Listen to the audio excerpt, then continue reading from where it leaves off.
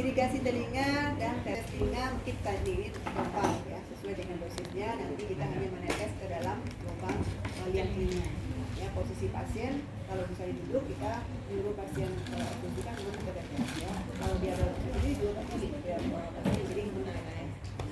Untuk irigasi kelompok apa indikasi atau kontraindikasi pasien-pasien yang tidak boleh diirigasi?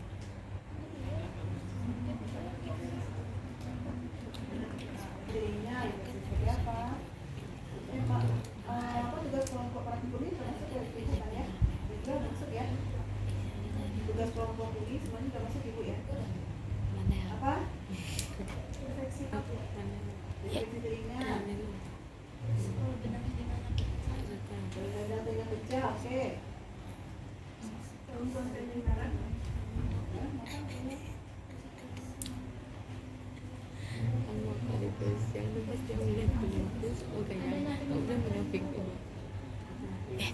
Adanya penyumbatan Bermacam-macam ya, nomor pendengaran yang mana yang boleh. itu indikasi nggak sih? Kalau demenasi juga terjadi gangguan pendengaran nggak? Tapi indikasinya itu adalah kalau terjadi perforasi ya, kemudian bentukan atau anatomi dari telinganya, ya, membran timpaninya, infeksi itu nggak boleh. Kemudian juga yang di dalamnya itu ya, yang menampung cairan, kan ada bentukan telinga atau anatominya itu yang tidak bisa mengalirkan cairan ya, sedang menampung cairan ya, indikasi. Nah, untuk irigasi memang kita menggunakan spek ya, spek 50. Bisa juga kita gunakan spek ini atau kita juga bisa gunakan spek yang satu lagi. Nah, kita bantu itu supaya kan kita waktu irigasi tidak boleh tekan dengan tekanan yang kuat. Ya, karena bisa apalagi kalau kita mengirigasinya mengarah ke membran timpani. Karena bisa ya, jadi yang kita irigasi arahnya ini adalah ke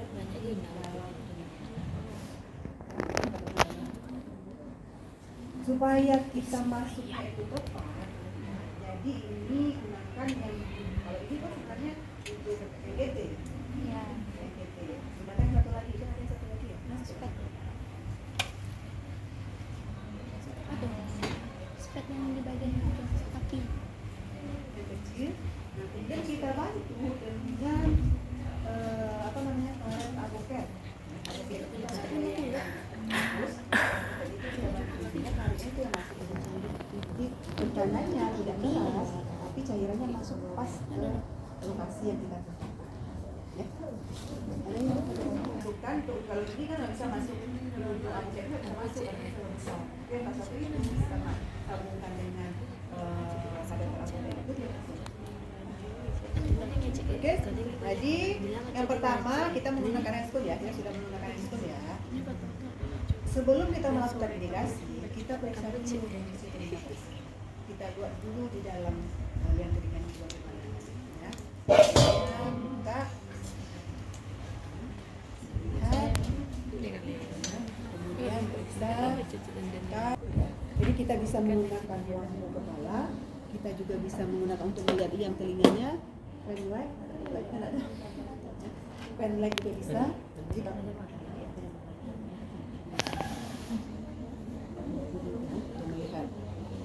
apakah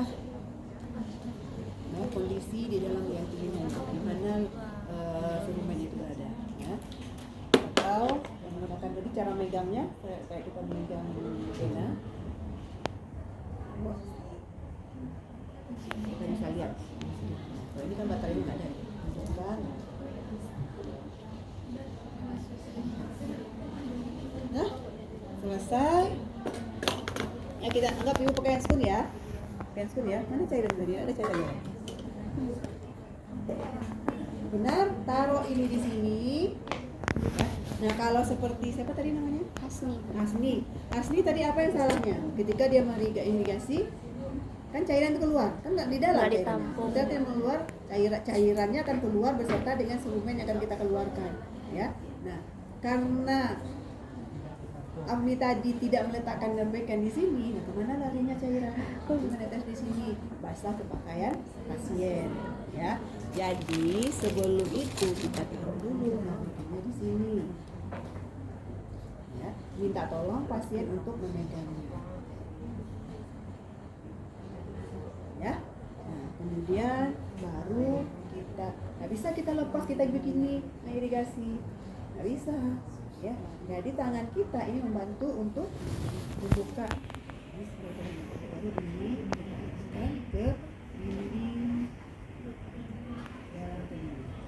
Jadi kalau kita bantu dengan silang aboget tadi, itu silang abogetnya masuk. Itu karena itu masuk pas kita masukkan ke dalam, jadi langsung buat dia masuk.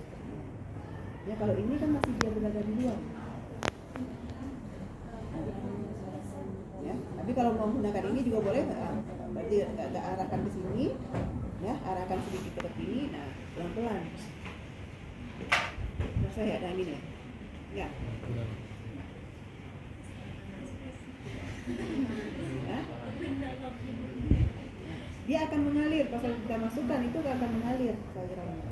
Ya, cairan dikasih itu akan mengalir beserta dari misalnya ada semen atau apa itu dia akan kita keluar. Nah, selesai. Baru kita bereskan lagi pekan dulu, ya. Baru tadi bersihkan lagi menggunakan apakah itu dengan kertas bola atau dengan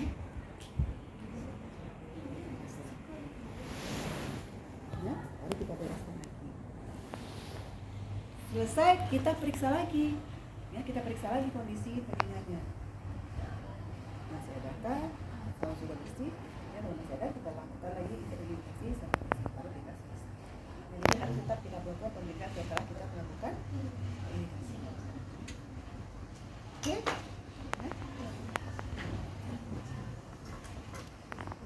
Apa namanya di poli? Karena kan ini memang pastinya paling banyak itu adalah karena ada semen yang nggak bisa keluar. Nah, hati-hati juga ketika kita melakukan irigasi ini, ya, ketika kita menekan jangan makanya di tengah, karena bisa saja semen tadi itu bukan yang kita membawa keluar, tapi malah kita dorong ke dalam. Jadi ketika kita juga membersihkan telinga kita ini sebenarnya memiliki daya bersih sendiri juga, ya. Jadi kan kita nggak tiap hari juga membersihkan telinga, tapi ada juga beberapa orang yang memang 3 hari itu sudah sebenarnya sudah banyak. Jadi kalau misalnya ditumpuk, nah inilah bisa mengeras yang menyebabkan disuruh mengendap di dalam.